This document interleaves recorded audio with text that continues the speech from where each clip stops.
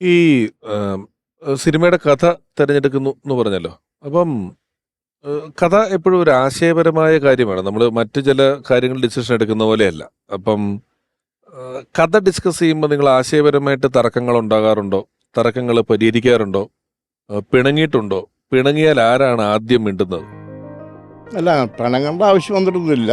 അന്ന് കാലത്ത് ഞാനും മോഹനും കഥ സെലക്ഷൻ ഞങ്ങൾ സെലക്ട് ചെയ്ത് പതിവ്. അപ്പോൾ ഇന്നസെൻ്റ് കൂടി ഉണ്ടാവും.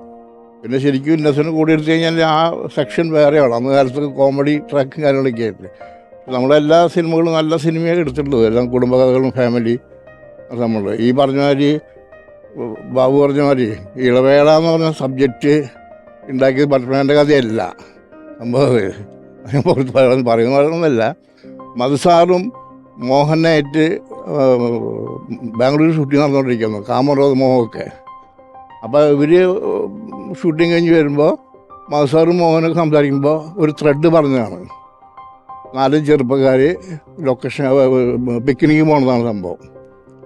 ആ പിക്നിക്ക് പോയി കഴിഞ്ഞിട്ട് ഇവർ വീട്ടിൽ ചോദിച്ച് പോയിട്ട് അവിടെ ഒരു ജീപ്പ് അപകടത്തിൽ ഇവർ മിസ്സായി പോകുന്നത്, ഒരാളെ കാണാനില്ല. അത് പിന്നെ കുറേ സംഭവം ഉണ്ടായിരുന്നു. അപ്പോൾ ഈ ട്രാക്ക് മോഹനോട് പറഞ്ഞപ്പോൾ ഞങ്ങളൊന്ന് ഉമാലി കോളേജ് സംസാരിക്കും. അന്ന് സ്റ്റാർട്ടിങ്ങിലാണ്. ഞാൻ കൊള്ളാലും മോനെ ഐഡിയ കൊള്ളാലും നല്ല സാധനമാണെന്ന് പറഞ്ഞു. അങ്ങനെ ഞങ്ങൾ വർക്ക് ചെയ്തിട്ട് ഇടവേള ചെയ്യാൻ വേണ്ടി ഒരു പ്രൊഡ്യൂസർ വന്നപ്പോൾ ഞങ്ങൾ സംസാരിച്ചു. അങ്ങനെയാണ് പത്മനാഭനോട് കഥ പറഞ്ഞത്. ത്രെഡ് മാത്രം പത്മനാഭൻ പറഞ്ഞു, ത്രെഡ് പറഞ്ഞാണ് ഞങ്ങൾ വർക്ക് ചെയ്തത്. അപ്പോൾ പത്മനാഭൻ്റെ സബ്ജക്റ്റിൻ്റെ പേര് വെച്ചിട്ട് കംപ്ലീറ്റ് സ്ക്രിപ്റ്റ് വർക്ക് ചെയ്ത് പത്മനാഭനാണ്. ഇടവേള ബാബു എന്നുള്ള വരാൻ കാരണം ആ കഥ അത്ര നല്ല സബ്ജക്റ്റായിരുന്നു അന്ന് കാലത്ത്.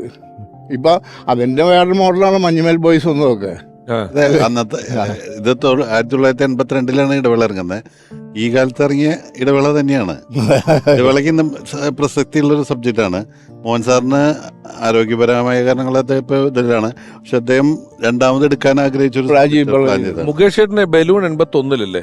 82-ല്. അപ്പം മുകേഷ് ചേട്ടനും ഇടവേള ബാബുച്ചേട്ടനും ഒറ്റ കൊല്ലമാണ് ഹീറോ ആയിട്ട് വരുന്നത് സിനിമ വരുന്നത്. ലാലേട്ടനും മമ്മൂക്കും തൊട്ട് മുമ്പില് ലാല് 80-ലാ വന്നത്. അതെ അതെ. മമ്മൂക്ക 79-ല് 78-79 ആണ് മമ്മൂക്ക വന്നിട്ടുള്ളത്.